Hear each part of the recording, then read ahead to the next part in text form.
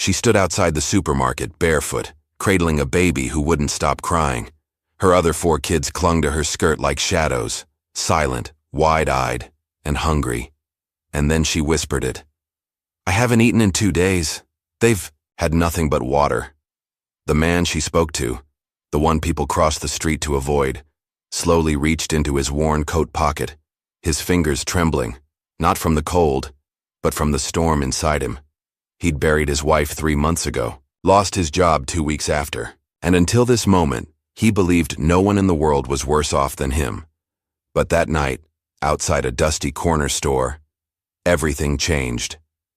Because what he discovered next would haunt him, heal him, and lead him to a truth he never saw coming.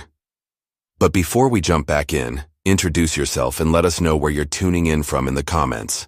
Your stories matter here. And if you haven't already, make sure you hit that subscribe button so you never miss a single soul-stirring moment. Now let's go back to the beginning, before hunger met hope, before a broken man met a desperate mother, and before 2 shattered worlds collided on a cold Tuesday afternoon. Dust clung to everything in the town of Gracelake. The windowsills, the worn-out porch swings, the sidewalks cracked from summers too hot and winters too stubborn. It wasn't the kind of, town you visited. You either were born here, or you ended up here after losing something. For Maria, it was both. She came to Gracelake 5 years ago, dragging a suitcase with a broken wheel and a baby strapped to her chest. No husband by her side, no family. Just that suitcase, that baby, and a tiredness behind her eyes that even sleep couldn't fix. People noticed her right away. How could they not? A young woman with 5 children in tow, each spaced a year apart. The children never smiled. They never made a scene. Just looked at the ground and followed her like shadows. Silent, watchful, unsettling even. It didn't take long for the rumors to start. "Did you see the scar on her neck? Looks like someone tried to. I heard she ran from something, or someone. She doesn't talk much. Maybe she's slow. She walks funny. You think she's sick?" It wasn't sickness. Not the kind they meant anyway. Her limp was the ghost of a car crash from years ago, before the babies, before Gracelake, before she stopped believing in rescue. Her voice was soft, not from shyness, but from something deeper. A tiredness of explaining, defending, justifying her existence. The scar on her neck? She never talked about it. Not even to the older ones, and the silence wasn't just outside of her, it was inside too. The kind that builds when no one calls you by your name anymore. When the only human contact you have is the brush of coins exchanged at the dollar store, or the apologetic smile from the librarian who sees you more than she should. They called her that woman with the kids. Not Maria. Never Maria. The children weren't in school. Some blamed her. Others whispered about the system failing them. The truth was simpler and sadder. She couldn't afford the paperwork, the supplies, the doctor's checkups. And she was scared. Scared someone would take them from her if they looked too close. Their small rental was falling apart. 2 bedrooms, 6 bodies, 1 broken water heater. She washed the clothes in a plastic bin out back and hung them on a line that sagged like her shoulders did when she thought no one was watching. The kids learned early how to stretch a can of beans into dinner, how to read books upside down, how to hold their breath when the landlord knocked. Sometimes Maria didn't eat. Sometimes she pretended she already had so the kids wouldn't feel guilty. There were days she stayed in bed too long, paralyzed by a sadness too heavy to name. On those days, the oldest girl, Mia, age 9, quietly took charge, toasted the bread, tied the shoes, wiped her baby brother's face with an old towel she dipped in warm water. Maria's world wasn't just poor, it was invisible. People passed her on the street and looked away. She'd become a fixture of the town's landscape, like the cracked fountain at the park or the rusted swing set no one used anymore. And maybe that's what hurt the most. Not the hunger, not the judgment, not even the memories that clawed at her in the dark, but the fact that no one saw her. Not really. They saw a burden, a mess, a cautionary tale, but not a person, not a mother, not a woman who once laughed so hard her ribs hurt. who used to hum lullabies to her first child, even when her own stomach growled. They didn't see the way she tucked each child into bed with a whispered prayer, or how she sat on the floor every night, piecing together torn pages of old workbooks, trying to teach them something, anything, that might give them a better life. They didn't see how she still remembered the smell of her husband's shirt, even though he'd been gone for over 5 years. Killed in a robbery gone wrong. She never told the kids that. Just said, "Daddy's with the stars now," and hoped they'd believe it a little longer. They didn't know that sometimes, when the silence became too loud, she stood in the backyard at night and screamed into a pillow until her throat gave out, and no one ever asked. Until one day. Someone did, but we're not there yet. Before we dive deeper into Maria's story, just a quick note. I'm Thomas, the voice behind this narration. If you're still with me, and if this story is already tugging at your heart a little, let me know in the comments. I read every single one, and your thoughts mean more than you know. Now back to Maria. There was one place in Gracelake where she felt a little less judged. It wasn't a shelter or a church. It was the back alley behind Rizzo's market where they threw out produce too bruised to sell. She'd learned the schedule, Mondays and Thursdays at 6 p.m. That's when she scavenged. Apples with soft spots, bananas already turning black, sometimes even sealed bread if she was lucky. She taught her kids how to look without touching too much, how to be quick, how to smile if someone caught them, as if they were just playing. That's where she was on the day everything began to change. Behind Rizzo's, clutching a soft tomato like it was treasure, when the baby started to cry. Again, her arms were too tired to bounce him, her knees too sore to crouch, and for the first time in a long time, she felt it. Desperation. Not the quiet, constant kind she carried every day like an extra limb, but loud, ugly, shaking hands kind of desperation. So she did something she never thought she'd do. She walked around to the front of the market, gathered, her courage like broken glass in her palms, and stood outside, not begging. Not at first, just standing, until one of the kids whispered, "Mama, I'm hungry." And then she did it. She looked at a stranger, a man stepping out of the store with his coat too big and his eyes too sad, and said, "Sir, do you have any food you could spare?" What she didn't know was that this man had just walked away from everything. His home, his church, the grave he visited every morning. And what he didn't know was that this wasn't just a moment of charity. It was the beginning of something neither of them saw coming. The wind picked up as she spoke, not strong, just enough to lift the ends of her hair and carry her voice a little further than she meant it to go. "Sir, do you have any food you could spare?" He stopped. Not because he wanted to, but because something in her voice pulled at him, something soft and desperate and barely stitched together. He looked at her face, not her clothes, not the way the baby was crying or how the other kids clung to her legs, but her face. And for the first time in weeks, maybe months, he felt the air leave his lungs. Grief recognizes grief, even when it's dressed in rags. He was tall, maybe in his late 40s. Not old, not young. His coat was too big for him, the sleeves dragging past his wrists. His eyes were red-rimmed and tired, like he hadn't slept properly in a long time. And in his right hand, he carried a grocery bag, nothing fancy. A loaf of bread, a can of soup, some crackers, and a single chocolate bar that had been an impulse buy at the register. He looked down at the bag, then back up at her.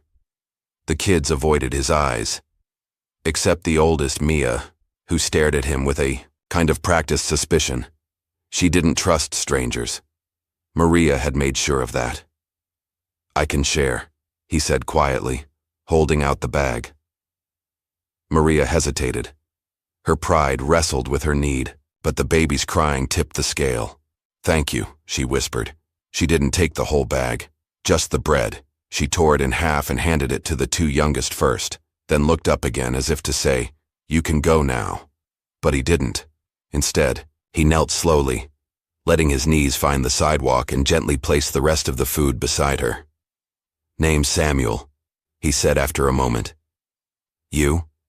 She hesitated again. Maria. They didn't shake hands. Neither made a big deal of the names exchanged, but something shifted in the air between them. A recognition.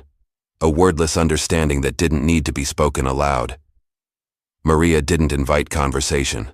Samuel didn't push it. He sat beside the curb, just far enough not to be threatening, close enough to be present. The baby finally stopped crying. "I lost my wife," he said after a long silence. Maria didn't respond, but her eyes flicked toward him. 3 months ago. Cancer. Quick, aggressive. He paused. "She used to feed the strays behind our building. Said hungry mouths didn't deserve to be punished for living." Maria stared at her kids. "I used to give out food too. Before all this." He nodded. "Funny how the world flips." Another silence. Longer this time, but it wasn't uncomfortable. Sometimes the soul speaks in what it doesn't say. From across the street, a curtain shifted. Old Miss Tillman, who ran the consignment shop next to the barber, was watching. She always watched. She'd already told 3 people she thought Maria was a thief. Probably a drug user too, she'd said. No woman ends up with 5 kids and no man unless something shady's going on. Samuel saw the curtain shift, felt the town's gaze start to focus on him, the way it always had since Evelyn died. They didn't understand why he stopped going to church, why he quit the auto shop, why he walked aimlessly now, talking to no one, carrying groceries he didn't eat. They didn't know he'd tried to end things. Twice. The only thing that stopped him the second time was a photograph. Evelyn holding their stillborn daughter, smiling through tears. He saw that same kind of smile on Maria now, as she wiped a crumb from her toddler's cheek. Broken, brave, terrifyingly human. "People here. Talk," Maria said finally. "You should go before they start talking about you." "Let 'em," he shrugged. She looked at him then, not a glance but a look, full, direct. "You don't scare easy." "I've already been through the worst," he said. "After that, what's left to be afraid of?" She gave the smallest of smiles. Just one corner of her mouth. "You don't know what worse is yet," she said softly. He didn't argue. Instead, he reached into his coat pocket and pulled out the chocolate bar.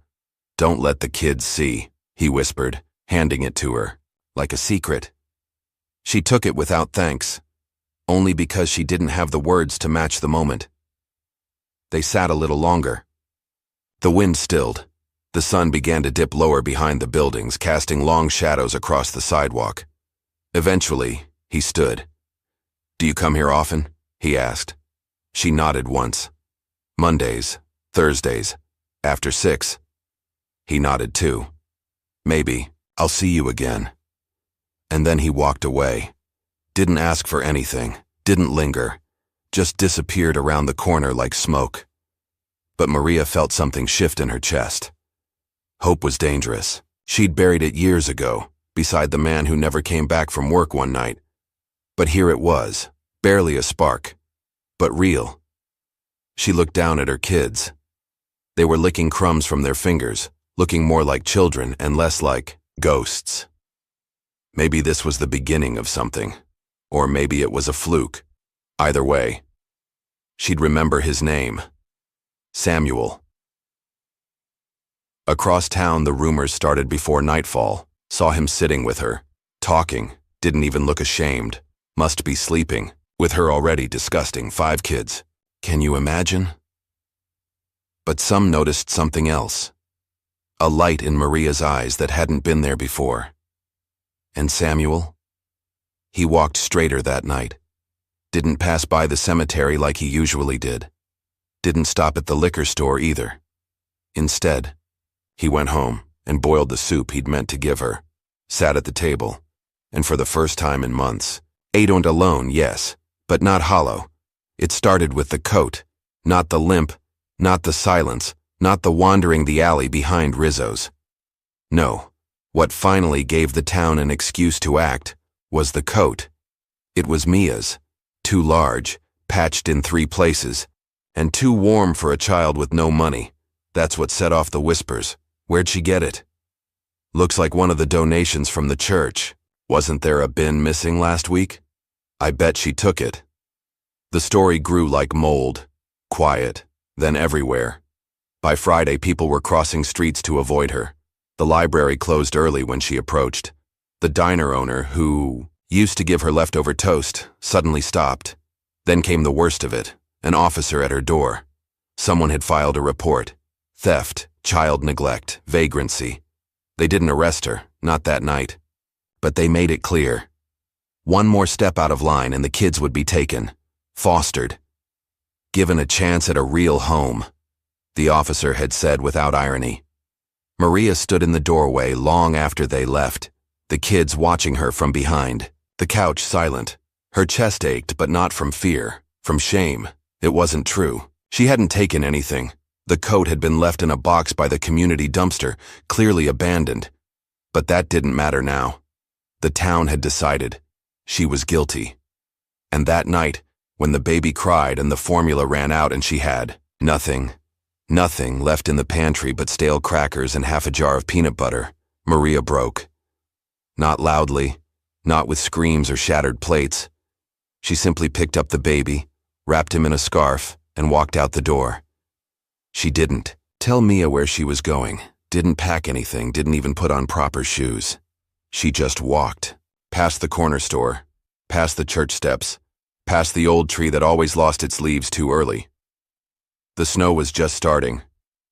Tiny flakes, the kind that don't seem like much until they begin to stick. She didn't feel the cold, not really. The ache inside her had numbed her long before winter arrived. By the time she reached the edge of Grace Lake, where the train tracks curved behind the woods and disappeared, her legs were shaking. She sat down in the tall, frozen grass, holding the baby close. He whimpered once, then went quiet. And that scared her more than anything. Maybe this was it. Maybe the world had answered her silent question. Am I too broken to be fixed? She closed her eyes. The wind howled once, then stilled. Samuel found the note 3 hours later. It was scribbled in pencil on a torn cereal box. Left on the porch of a neighbor who had just once been kind. I'm sorry. I can't let them take my kids. I just needed air. Please tell them I love them. That neighbor called the police. The police called the shelter. The shelter called Samuel. No one remembered how they knew to call him. Maybe someone had seen them talking that day outside Rizzo's. Maybe fate remembered when people forgot. But within the hour, Samuel was out the door. He didn't drive. He didn't ask anyone for help. He just walked. He knew where she would be. Not exactly, but close enough. Grief leaves trails, and he had followed them before, once, to find his wife's scarf at the edge of the lake the week after she passed. He followed the footprints in the snow, faint but clear. Small prints, a dragging step. A place where someone had stopped and leaned against a tree. He found her an hour before dawn, sitting under an iron rail bridge, the baby asleep on her chest, her head slumped forward like a statue carved in sorrow. He didn't call out. Didn't shout her name. He just sat beside her and waited. Minutes passed. Then, without turning, she whispered, I didn't want to die. I know, he said. I just didn't want to feel this way anymore. He nodded even though she couldn't see him. I felt that way too. The baby stirred. Maria adjusted him gently, without looking at Samuel. I didn't steal that coat. I believe you. They're going to take my babies. No, they're not. How do you know? Because I won't let them. She finally turned. Her eyes were hollow, red-rimmed, but not surprised. You don't owe me anything. I'm not here because I owe you, he said. I'm here because I see you. That did something. It cracked something open. Not enough for her to cry, not yet, but enough for her shoulders to lower just slightly. He took off his coat and placed it over her legs. She didn't resist. Then he handed her a thermos. Tea. Still warm. You think this fixes anything? She said quietly. No, he replied, but it's a start.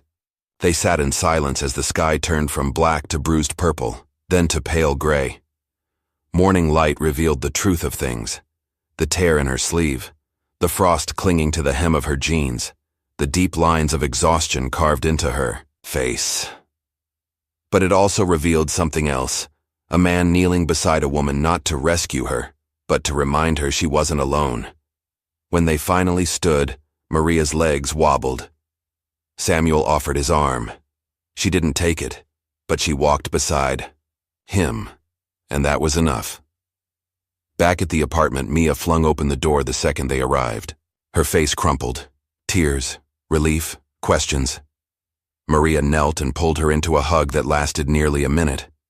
Then she looked at all 5 of her children, alive, safe, scared, and said the 3 words she hadn't said in weeks. I'm still here. Samuel didn't move in. He didn't take over. He didn't play the hero. He simply came by the next morning with groceries, the next day with hand-me-down clothes, the next week with a number, a contact at legal aid who specialized in protecting families like hers.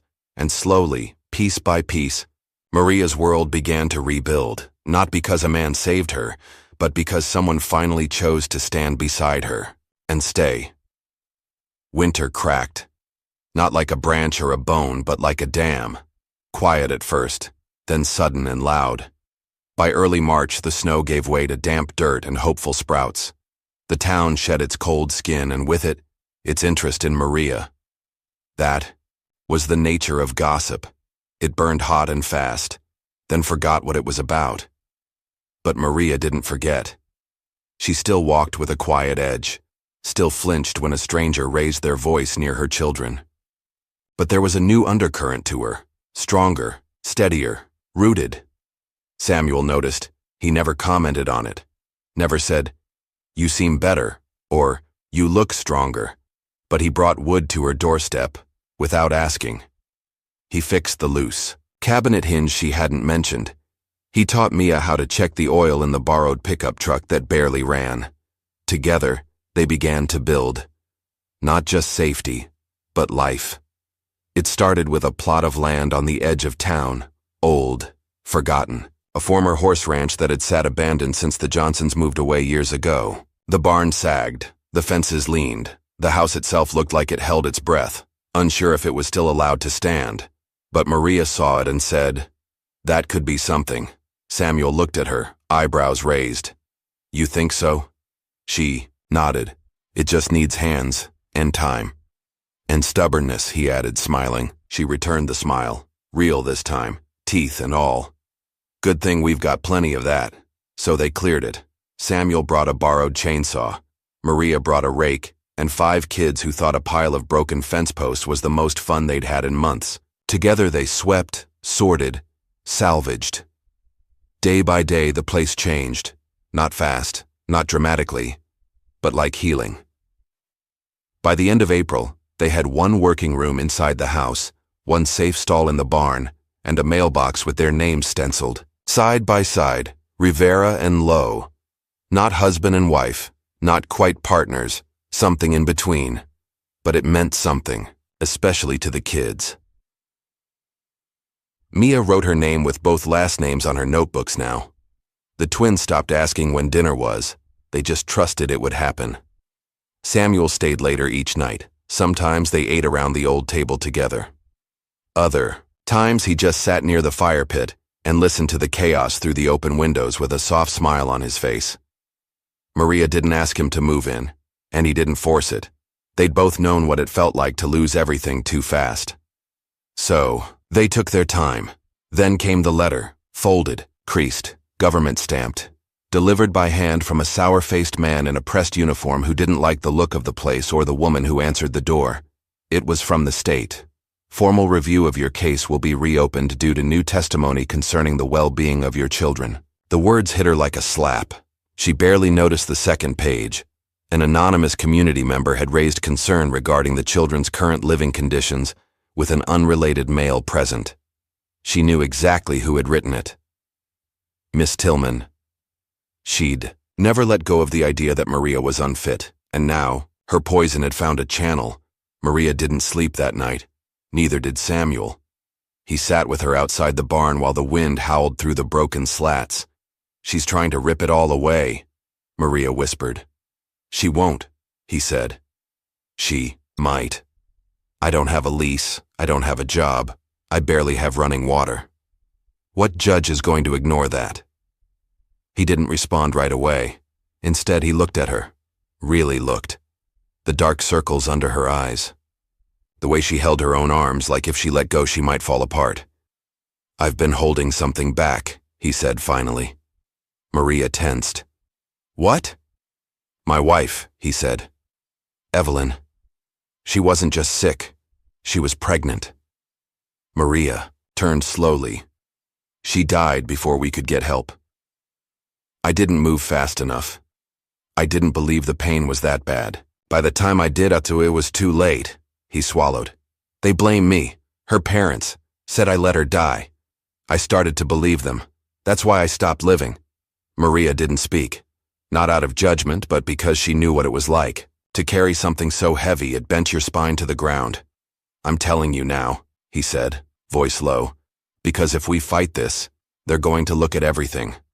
My record, my grief, us. She nodded slowly, then said, Good. He blinked. Good? You think I want to fight this with a man who's never been broken?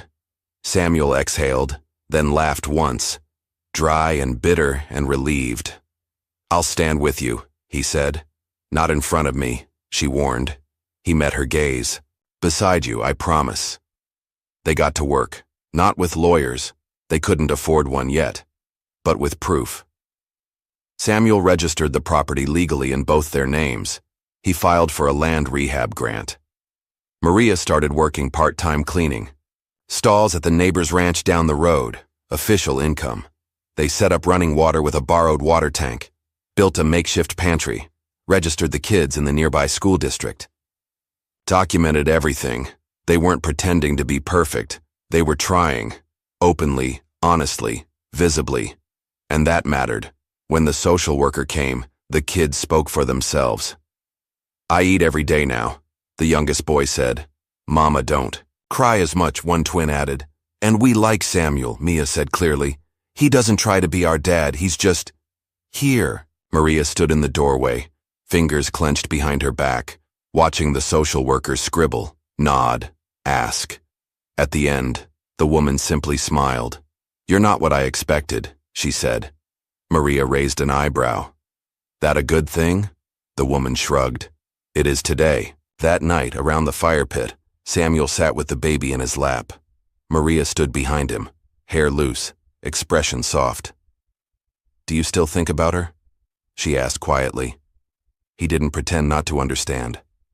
Every day, he said. She nodded.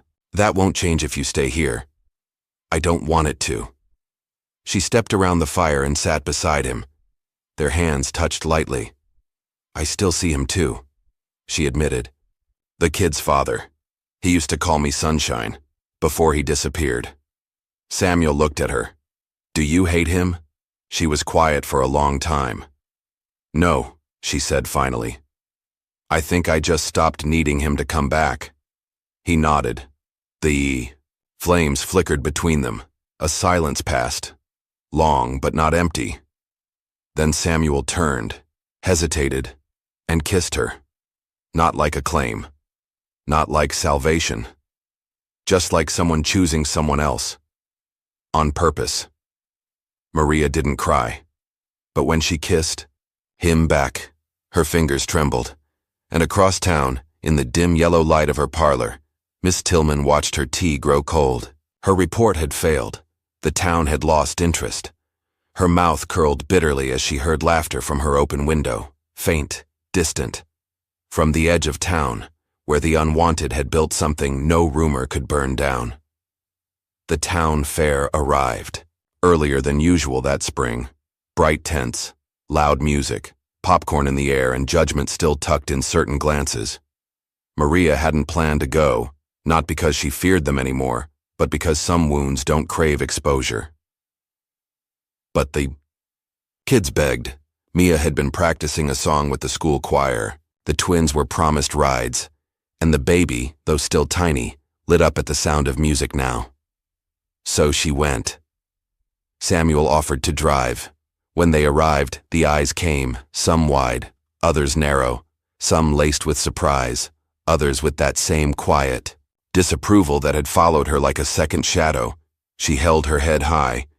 Samuel kept pace beside her. He never touched her in public. Not yet. They hadn't made anything official, hadn't labeled this strange, beautiful bond between them. It was still forming, but he was there, always there, until he wasn't. She lost him near the ring toss, turned around, and he was gone. At first, she thought nothing of it. He probably followed one of the kids, maybe ran into someone. Then she saw the crowd gathering by the stage, and his voice rose above them all, not shouting, just speaking. Clear, strong, unshaking. "My name is Samuel Lowe," he said, standing on the small stage that had once held pancake-eating contests and square dancers. "I've lived in this town most of my life, lost everything in it too." Scanned the crowd, faces he knew, faces that had forgotten him, and one face near the back that held still as stone. But something happened this year. Someone showed me what it looks like to lose everything and still choose to love. Not loudly. Just fiercely, he glanced toward Maria. "And I'm done pretending I haven't found something worth standing beside, worth building for, worth fighting with." Gasps murmured. Someone coughed. A woman whispered, "Is he talking about her?" Samuel smiled, soft and certain. "She is not what you say she is. She is not a rumor or a file or a scar. She is the reason I remembered what life feels like, and I will not spend one more day letting this town shame what should be celebrated." He paused, then added, "So if you're wondering whether I've chosen her, you're late. I already did." Maria didn't cry. Not yet. She simply turned and walked away. Past the booth with honey sticks, past the whispering mouths, past the popcorn and prizes and confetti. Samuel followed her moments later, breath unsteady, hope clinging to him like sweat. She was waiting by the back gate. "You didn't have to do that," she said. "I wanted to. Now they'll talk." "Let them." She looked at him then, something fragile and fierce flickering in her eyes. "Do you mean it?" He didn't ask what she meant. He just nodded. And then she did something neither of them expected. She reached into her pocket, pulled out a tiny folded piece of paper and handed it to him. He opened it. Inside was a name, a contact, a new mailing address. "What's this?" he asked. Maria looked up at him. "If we're really going to build a life, it should be ours. Not a compromise, not a defiance, not something that survives in the cracks of this town." "You want to leave?" he asked gently. "I want to choose, not react, not survive. Choose." She took his hand, placed it over her heart. "I choose me, and I'm inviting you to come along." Samuel stared at her for a moment, then smiled, full and unguarded. "I'll follow you anywhere," he said. They didn't pack much. Just what fit in the truck. The rest, they gave away or left behind. Memories folded in corners, ghosts buried beneath floorboards. On their last night in town, they camped in the half-built barn, now adorned with fairy lights and wool blankets. The kids sang. Samuel played guitar. Maria watched them all like someone waking from a long, hard dream, and when the baby gurgled, Mia looked up and said, "We should name him after someone." Maria raised an eyebrow. "He has a name. I mean his middle name." Samuel turned toward them. Quiet, and Maria nodded. "Eli," she said softly. "We'll give him the name Eli." Samuel's eyes filled, but he didn't cry. He just leaned over and kissed the baby's forehead. "Thank you," he whispered. They left at sunrise. No parade. No farewell. Just 5 kids in the back of a truck, a woman with the windows down, and a man holding her hand as the town faded in the rear view. At the edge of the last turn, they pulled over for a moment. Snow had started again, late, soft, glittering. Samuel reached out his hand, palm up. Maria placed hers in it. And together, in the falling hush of spring snow, they held on, Not because they needed saving, but because they had finally chosen each other, fully, freely, completely. If you're a returning viewer, we'd love to hear from you. Just type yes in the comments so we can get a sense of how many of you keep coming back. Your support truly means the world to us.